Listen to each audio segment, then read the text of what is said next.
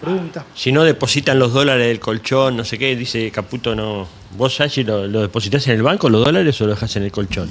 Y no sé si quiero contarlo. Después me van a venir a buscar. Bien. No, imagínense, claro. Pero es por lo que gana acá. Acá ganamos en dólares todos. Eso pasa. Claro. Sí, Tenemos sí. ese problema. Fede Pasos y su columna de historia del día. Bueno, hoy es el cumpleaños, sería el cumpleaños de Héctor Germán Oesterheld, uno de los grandes autores argentinos. Hablamos de literatura cuando hablamos de historieta. Un arte que es popular por excelencia y masivo por excelencia.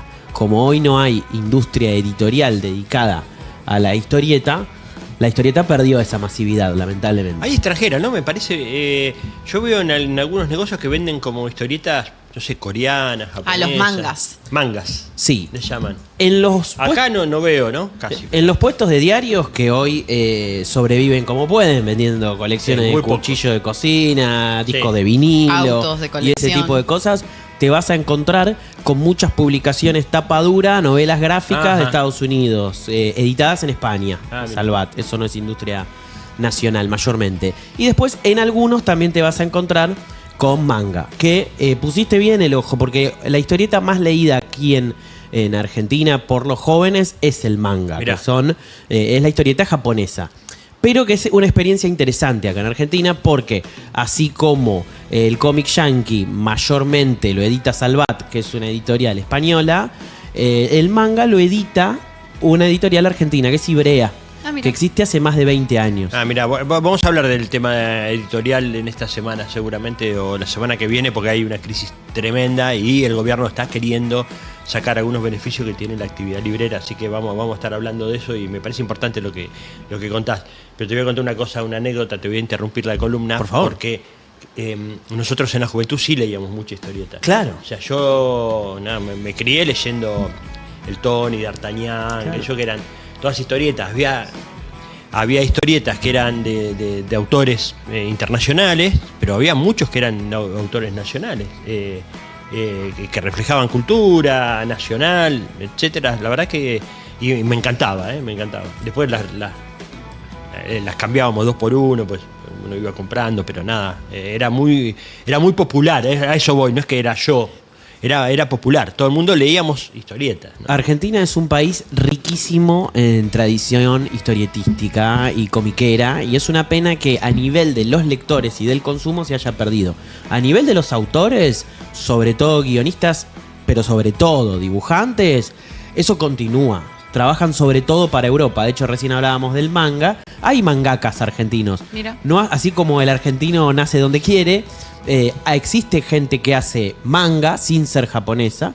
Y hay muchos mangakas argentinos, hay muchos dibujantes argentinos que han triunfado en Francia, en Italia, y por ahí aquí no se los reconoce y dibujaron a Batman, dibujaron a Superman, o han hecho guiones también para esos grandes tanques extranjeros. Pero también Argentina tiene una gran tradición de historietas nacionales, ¿no? No solo humor gráfico, que hasta hace no tantos años estaba en la contratapa de los diarios. Pienso en Quino, pienso en Cris, pienso en Negro Fontana Rosa, en Caloi, en Liniers, más acá en el tiempo. Sino también novelistas gráficos, ¿no? Hechos y derechos. Y este es el número 1. Héctor Germán Oesterheld es el número 1. Creó la historieta nacional de ciencia ficción, que es El Eternauta, ¿no? Que en los últimos años, en los últimos meses, mejor dicho, volvió a la palestra con muchísima fuerza a través de la serie de Netflix, dirigida por Bruno Estañaro, protagonizada por Ricardo Darín, que ya tiene una primera temporada que se puede ver en esa plataforma, pero se está produciendo. Creo que está todavía en fase de guión. ¿La vieron? Es una extraordinaria. Increíble. Me encantó. Una gran Me encantó. Y yo producción. leí la historieta, leí el libro y vi la serie. ¿Pero la historieta la leíste cuando iba saliendo?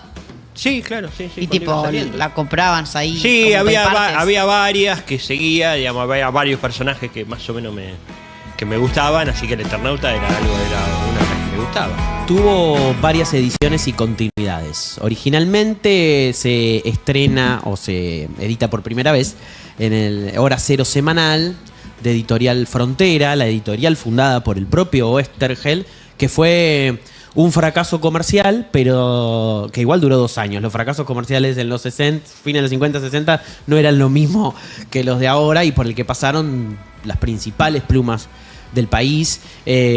Allí se estrena la primera versión del Eternauta, después tuvo una continuidad a fines de los 60 y por última vez se edita justamente en el 76, es la creación de Héctor Germano Estergel y Francisco Solano López, aunque tuvo Ahí me parece que Breccia la hace en el 76 o me equivoco. tuvo otra edición junto con el uruguayo Alberto Brescia, que tiene un dibujo muy distinto al de Sí, Solano López. absolutamente, Más, claro. si se quiere, Es verdad. académico, más intrincado. Sí, sí. Con Brescia también hizo... Viviana Edo, Brescia. Mirá. No, sí, bueno. También hizo Mort Cinder con Brescia, que es otra de las grandes obras de la historieta nacional relacionada a los viajes en el tiempo.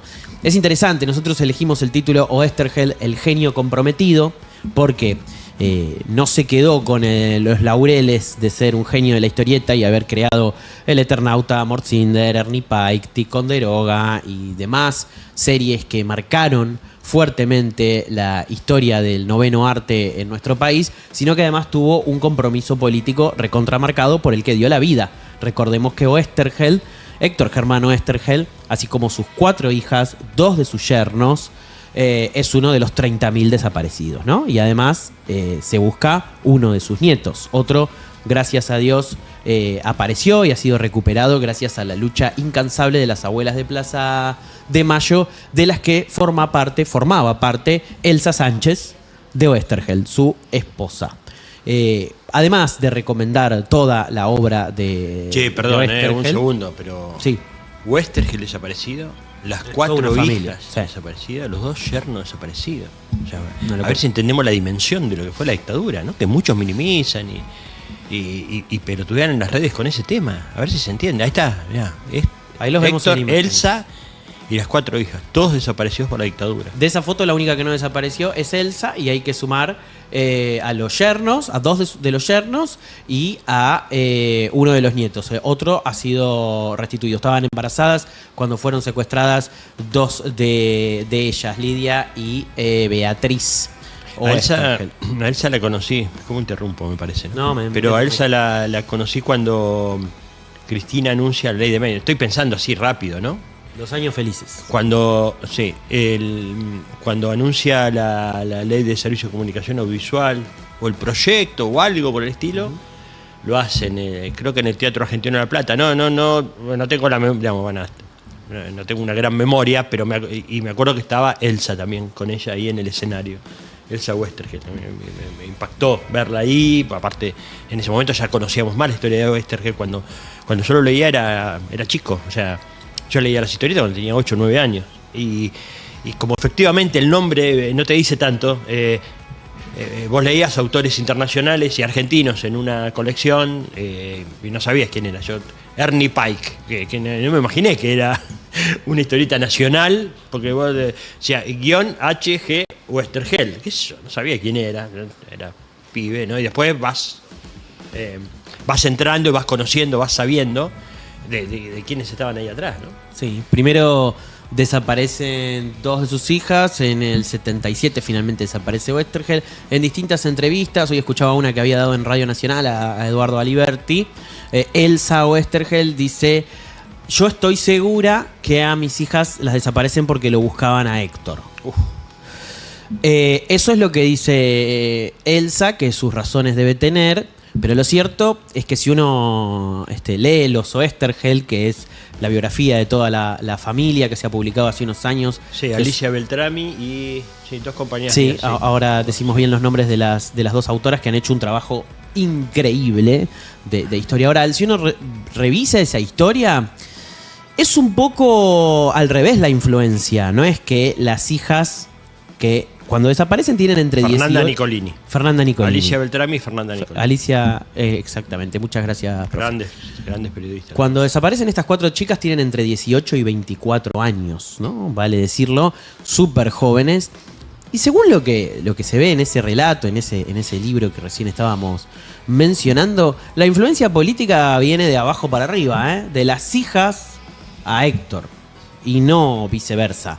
cuando Héctor Oesterhel escribe El Eternauta, o un poco antes, cuando hace sus primeros pasos como historietista, él en realidad empieza como escritor de literatura infantil. Él se recibió de geólogo, pero prácticamente no ejerció. Siempre tuvo el berretín de escribir, al que por suerte se dedicó porque ha generado obras increíbles. Empieza como autor de cuentos infantiles y después prontamente se mete en la historieta. Pero en esos primeros años él era una persona de origen ilustrado, de una familia acomodada de la zona norte del Gran Buenos Aires. Vivió en Bécar con su esposa Elsa durante muchísimos años, hasta que la clandestinidad lo obligó, por su militancia en Montoneros, a vivir en distintos lugares del país y de la provincia de Buenos Aires. Él desaparece finalmente en La Plata, pero formaba parte de una clase ilustrada no peronista.